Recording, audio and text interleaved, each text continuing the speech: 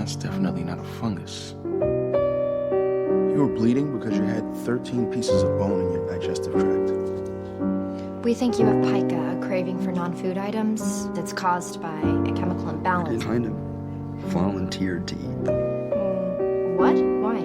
There's this great Italian restaurant I like to frequent. And by restaurant, I mean their dumpster out back.